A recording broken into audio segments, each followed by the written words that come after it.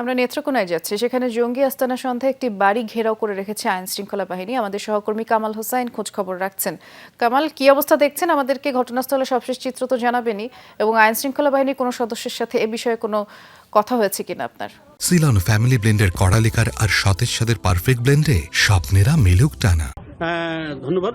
বৃষ্টি, নেত্রকোনার সদর উপজেলার আড়াপাড়া গ্রামে, যেখানে এই বাড়িটি আমি যদি দেখানোর চেষ্টা করি, এই বাড়িটিকে যে বিকেল থেকে পুলিশ ঘিরে রেখেছে এবং পুলিশের যে অতিরিক্ত পুলিশ সুপার হারুনুর রশিদ আমাকে জানিয়েছেন যে এই বাড়িতে জঙ্গি আস্তানা তারা নিশ্চিত হয়েছেন এবং জঙ্গি কাজে ব্যবহৃত বিভিন্ন গান পাউডার সহ বিভিন্ন সরঞ্জাম দিয়েও তারা দেখতে পেয়েছেন।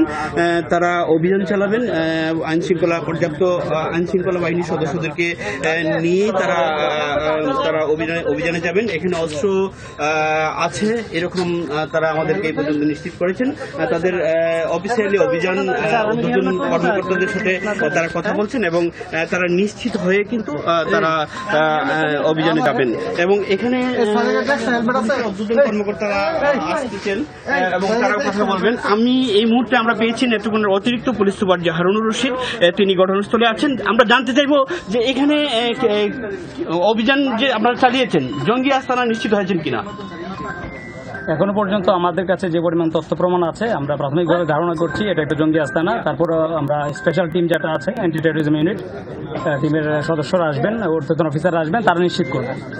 আচ্ছা, শুনছিলেন বৃষ্টি যে এখানে আধা কিলোমিটার দূর থেকে যে আইন শৃঙ্খলা বাহিনীর সদস্যরা তারা স্কট দিয়ে রেখেছেন, বিভিন্ন জায়গা থেকে লোকজন আসছেন, কিন্তু এর মধ্যে যে বাড়িটি কি আমরা দেখাচ্ছি সেই বাড়িটির মধ্যেই আসলে জঙ্গি আস্তানা রয়েছে। পুলিশ নিশ্চিত হয়েছে এবং কাউন্টার টেরোরিজম ইউনিট আসলে তারা আইন শৃঙ্খলা বাহিনীর সদস্যদের নিয়ে তারা মূল অভিযানে যাবেন, এমন জানিয়েছেন নেত্রকোনার যে পুলিশ কর্মকর্তারা। এই পর্যন্ত আমি পুলিশের ঊর্ধ্বতন কর্মকর্তাদের সাথে কথা বলেছি, তারা যে বিষয়টি জানিয়েছেন যে এখন পর্যন্ত তারা নিশ্চিত হয়েছেন যে এই বাড়িতে জঙ্গি আস্তানা রয়েছে এবং এখানে পর্যাপ্ত জঙ্গি কাজে ব্যবহৃত যে সরঞ্জাম, সেই সরঞ্জামও রয়েছে।